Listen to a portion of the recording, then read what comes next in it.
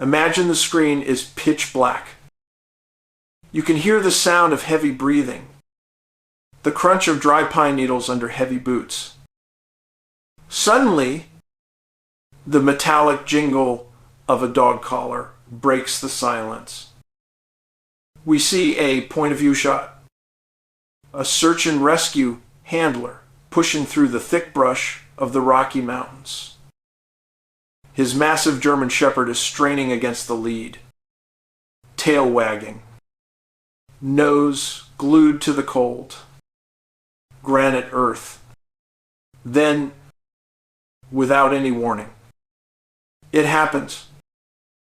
The dog stops dead in its tracks.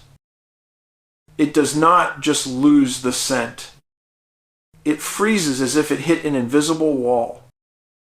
Its tail slowly tucks between its legs, and a low, guttural whine starts deep in its chest.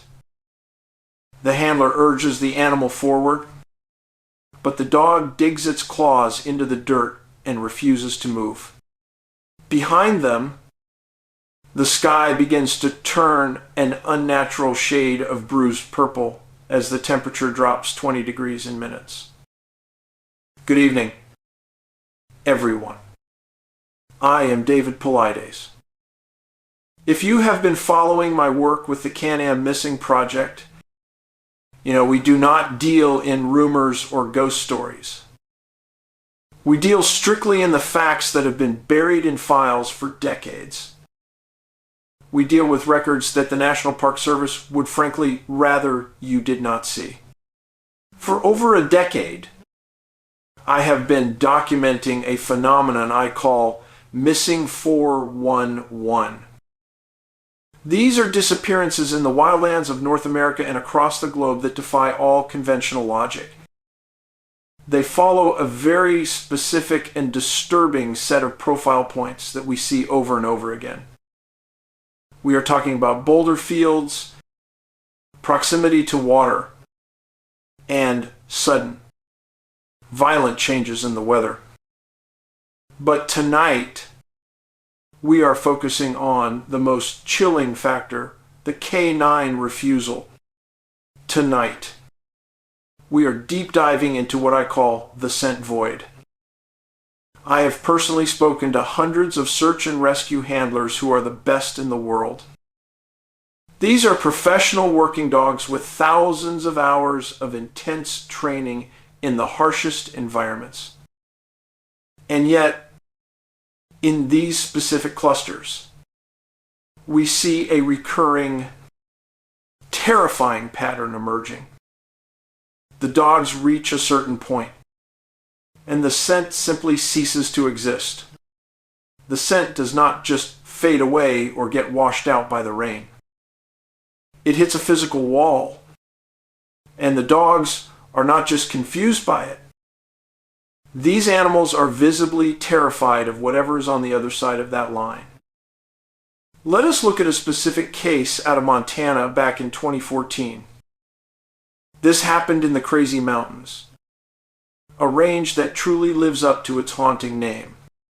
Aaron Hedges was 38 years old, and he was an incredibly experienced hunter. He was well equipped. He had a map, a GPS, and he knew this terrain like the back of his hand. On September 7th, Aaron decided to head back to a supply cache to grab some gear. He should have been back with his friends in just a few short hours. But as we see so often, Aaron never showed up at that cache. When the search began, the weather turned instantly, which is a classic missing 411 profile point. A massive snowstorm dumped inches of powder, making the ground search nearly impossible for the teams. But here is where the story takes a turn into the truly bizarre. When the teams finally got dogs onto the mountain, they found Aaron's boots. They were found neatly placed near a fire pit miles away. Now, think about the logic of a bloodhound for a moment. A dog should be able to track a man who just took off his boots and walked away. But the handlers reported something that made my hair stand up on my arms. The dogs took one sniff of those boots and then they completely shut down. They would not trail, and they would not even acknowledge that a human had touched them. Later on, they found his backpack and his hydration bladder on a completely different mountain ridge. Once again, the professional tracking dogs were brought in to do their jobs. These dogs are trained to find either living people or cadavers. It does not matter to them.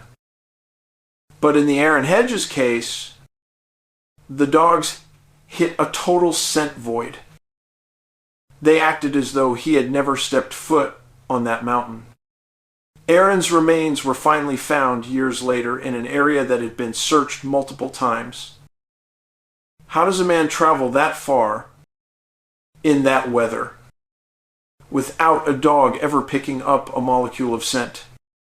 Now, let us move our focus to Idaho in 2015 at the Timber Creek campground. This is a case that has haunted the people of the Pacific Northwest for a long time.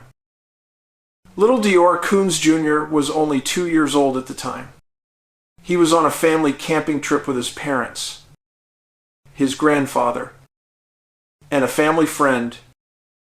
In the time it took for his parents to look away for less than 2 minutes, DeOrr was gone. The response from the authorities was massive because this was a crowded campground, not a remote peak. They brought in professional canine teams immediately to find the toddler. These were dogs trained specifically to track the heavy scent of a child. The dogs went directly to the spot where DeOrr was last seen playing by the creek.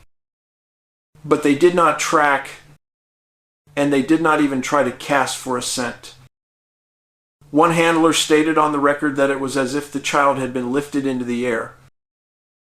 There was no trail leading out of that camp. No scent on the bushes, and no scent in the dirt. This is the definition of the scent void. It is a hole in our reality where the physical evidence of a person is scrubbed clean. Remember, in the Kunz case, there were no mountain lion tracks and no signs of bears. There was just a heavy, deafening silence where a little boy used to be. I want you to think about the commonalities we are seeing in these files. It starts with the point of separation, which always happens in a flash. Then there is the weather, which moves in as soon as the search begins. It is almost as if the environment itself is trying to hide the evidence from us. Then we have the granite and the water, which seem to be present in every single case. Many of these scent voids happen near high silica rock or fast-running water. But the biggest factor of all is the sudden fear in the K9S.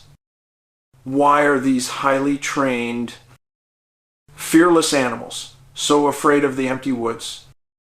A dog does not get scared of a missing scent. They get scared of a predator. But the handlers in these cases do not see any predators stalking them. They see their dogs staring into empty space, growling at something the human eye cannot see. I am just stating the facts. Even if the Park Service has no explanation, they will tell you the dogs were just having an off day or the weather was the problem. But when it happens hundreds of times in the same types of locations, it is a pattern. I usually do not like to speculate. I prefer to stay with the hard data. But when the data stops making sense, we have to look at the impossible. There is a theory gaining traction among researchers who look at these cases. We are talking about the very real possibility of invisible entities. We have reports from survivors who describe seeing a shimmering in the air. It looks like the heat haze off a highway. but it is moving through a cold forest. Some people call this the predator effect, and it is a terrifying concept. What if something is operating in these parks that is completely cloaked? What if this entity has a way of neutralizing human scent entirely? Or perhaps it exists slightly out of phase with our physical reality. Think about the dogs again and their incredible sense of smell. They also have a sixth sense for things that we humans simply cannot perceive. If a dog looks at a spot where a person vanished and sees something unnatural, they will refuse to work. They are going to tuck their tails and run as far away from that void as possible. Is it possible these people are not getting lost in the traditional sense? Is it possible they are being taken by something that leaves no footprint and no trail? We may never get the full truth from the authorities because of the industry involved. If people knew the frequency of these cases, they might stop visiting the parks. If you were going out into the woods, I am telling you now, do not go alone. Always carry a personal locator beacon and a firearm for your protection. And for heaven's sake, pay very close attention to your animals. If your dog refuses to go down a trail, you need to listen to them. They smell things you cannot, and they might be seeing something you are not ready to face. I am David Paulides, and I want you to stay safe out there. Stay aware of your surroundings and never stop looking for the truth.